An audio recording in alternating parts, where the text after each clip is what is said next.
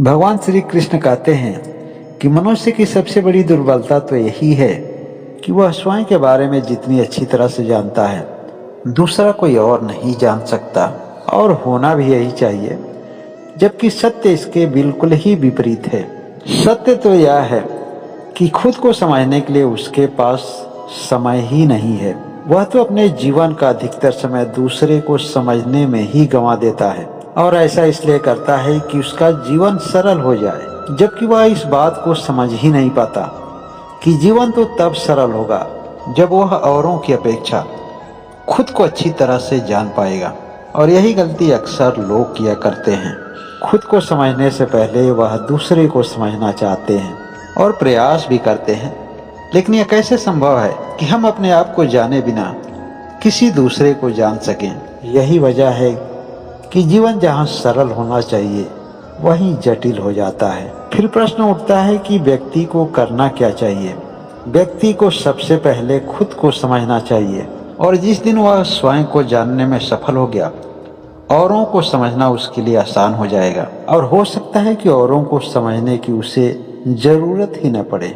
सही समय पर सही समझ रखने वाले तो हमेशा ही भाग्यशाली होते हैं, क्योंकि कुछ लोगों में सही समय पर सही समझ नहीं हो पाती है, और जब तक समझ होता है तब तक उनके पास समय नहीं रह जाता है, और जिनकी वजह से उनके जीवन में अनेक कठिनाइयों का सामना भी करना पड़ता है। और ऐसे में उनके पास केवल एक ही समझ रह जाती है कि शायद हमारी किस्मत ठीक नहीं है, और इन्हीं बातों के सहारे वह अपने आप को संतुष्ट रखते हैं। यह सभी बातें कुछ लोगों को सत्य लगेगी तो कुछ लोगों को असत्य लगेगा, और सत्य और असत्य की लड़ाई में तो हमेशा ही सत्य अकेला खड़ा होता है, और असत्य कभी अकेला नहीं होता। असत्य के पीछे तो एक लंबी कतार होती है, क्योंकि असत्य के पीछे तो हमेशा मूर्खों का ही झुंड होता है। क्या यह सत्य नहीं है? आप स्वयं ही विचार कीजिए। परिवर्तन तो इस सृष्टि का ही नियम है। फिर हम भला यह क्यों भूल जाते हैं कि संसार में किसी भी चीज का सृजन होता है तो उससे नष्ट होना होता है, क्योंकि नष्ट होना उसकी नियति है। ठीक उसी प्रकार मनुष्य का जन्म भी होता ही इसीलिए है कि उसकी नियति में अंततः मृत्यु होती है। जन्म का तो आखिरी सत्य ही मृत्यु है, और सुख का आखिरी सत्य दुख है।